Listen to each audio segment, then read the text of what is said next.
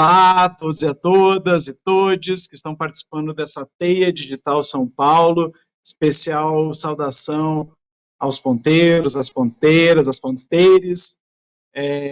que estão participando dessa Teia, um importante momento, um momento fundamental, estratégico, de articulação, de promoção, de visibilidade, né, dessa política que é a Cultura Viva, uma política pública estratégica.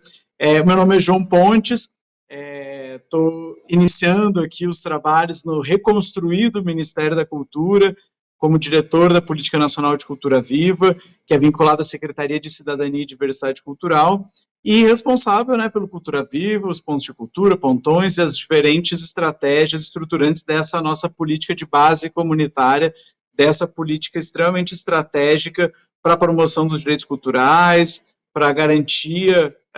do acesso, para a promoção da diversidade, e uma política pública também, importante dizer, estratégica para o Brasil, estratégica para o processo de afirmação da democracia, dos valores democráticos, da cidadania, dos direitos humanos e da diversidade.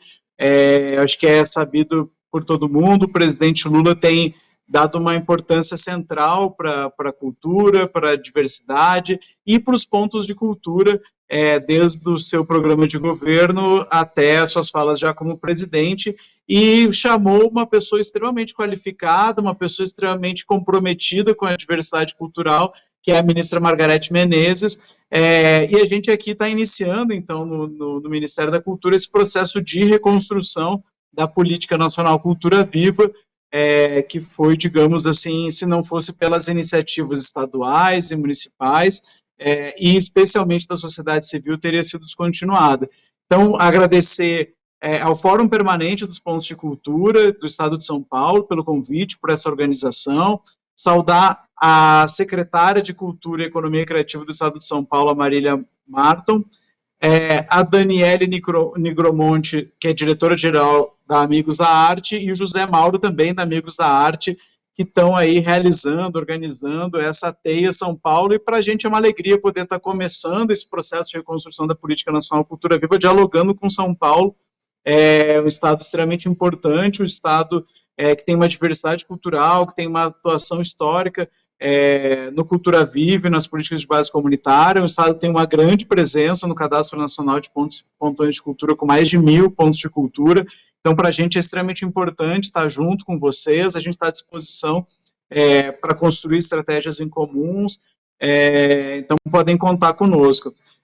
Contar um pouco desses desafios, né, da reconstrução, né, a gente está recém chegando aqui, mas que já se coloca diante de um grande desafio para a Política Nacional Cultura Viva, que é dar conta do passivo histórico de prestações de contas, de termos de convênios celebrados, né, essa é uma das responsabilidades da nossa gestão, e já estamos trabalhando para isso, ou seja, dar conta do passado, da memória, dar conta dessa política que é construída por diferentes pessoas, por diferentes trajetórias, faz parte desse nosso processo, né, e apontar, né, e construir os elementos para o futuro, construir os elementos para um novo ciclo de conquistas e de avanços da Política Nacional Cultura Viva. A gente queria comentar com vocês, assim, que dentro desse desafio a gente entende que para reconhecer, para fortalecer os grupos culturais que vêm resistindo, né, por meio da Comissão Nacional, das comissões estaduais, por parte dos pontos e pontões, a gente em breve vai lançar um edital para pontões de cultura, né, com atuação temática nos estados. Em breve também nós vamos anunciar, ministra, a premiação, né, o reconhecimento por meio da premiação de pontos, de grupos culturais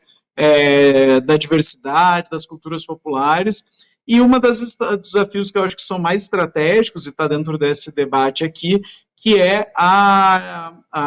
presença do Cultura Viva na implementação da Lei Paulo Gustavo, e mais ainda, a Lei Paulo Gustavo, que já em breve vai ser regulamentada, disponibilizados recursos, mas mais ainda a partir da implementação da Lei Aldir Blanc II,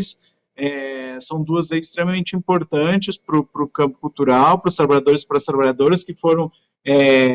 vitimados e vitimadas, né, pela pandemia,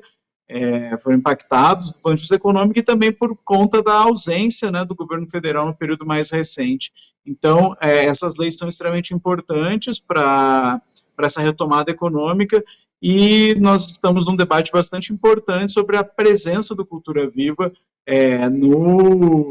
na implementação, e para que os pontos de cultura, os pontões, enfim, as diferentes ações, né, experiências da Política Nacional Cultura Viva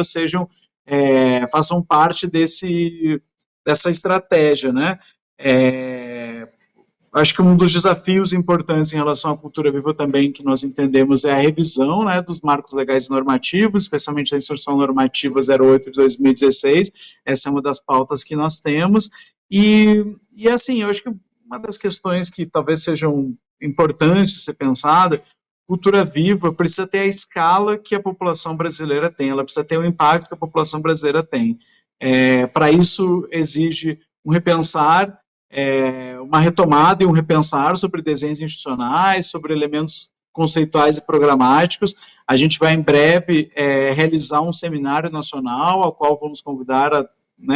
a sociedade, né, os pontos e pontões, a sociedade, o campo cultural de uma forma geral, gestores e gestoras, e o debate fundamental e estratégico, que é na 4ª Conferência Nacional de Cultura, que em breve será anunciado o calendário, mas acontecerá nesse ano, e a formulação de um novo Plano Nacional de Cultura. Então, uma das agendas sobre esse processo de reconstrução e retomada das políticas culturais é o fortalecimento do Sistema Nacional de Cultura e entre outros aspectos, sem dúvida nenhuma, a discussão sobre a atribuição dos entes federados, a definição das competências de estados, municípios e da União está na pauta, deve estar na pauta, inclusive na perspectiva de implementação dessas leis estruturantes, como é a Lei Paulo Gustavo Aleudir Blanc II,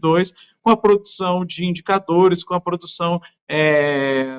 de processos continuados, né, e a garantia das condições. Acho que é importante dizer, o Cultura Viva é uma política pública de Estado, é a garantia, é uma das estratégias mais importantes de garantia dos direitos culturais à população, aos cidadãos e cidadãs. A gente entende que o Cultura Viva está para o Sistema Nacional de Cultura, como as escolas são para o sistema de educação, como os postos de saúde estão para o sistema de saúde, e pensar num desenho institucional, e pensar numa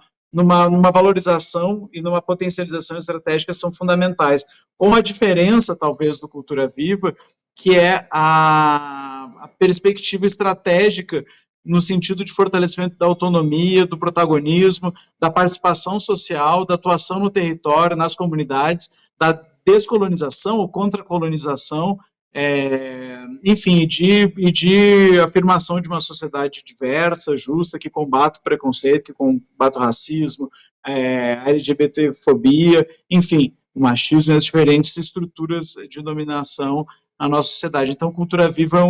uma estratégia extremamente importante de reversão de desigualdades e combate às violências. Então, acho que nesse sentido, está na agenda central, é importante reafirmar isso, do governo federal e do presidente Lula, e nós aqui, junto com a ministra Margarete Menezes, estamos extremamente alinhados e alinhadas nessa estratégia, e queremos saudar, né, São Paulo, a comissão e a Secretaria de Cultura por essa iniciativa, e dizer que acho que esse é o nosso primeiro, ainda online aqui, né, ainda diálogo com vocês, mas que em breve a gente possa ainda construir uma agenda mais profunda e permanente de diálogos com a sociedade civil, com gestores e gestoras. Então, podem contar conosco, o Ministério da Cultura está de volta, e as políticas culturais e os direitos culturais na agenda central do país. Uma boa teia para todo mundo e obrigado pelo convite.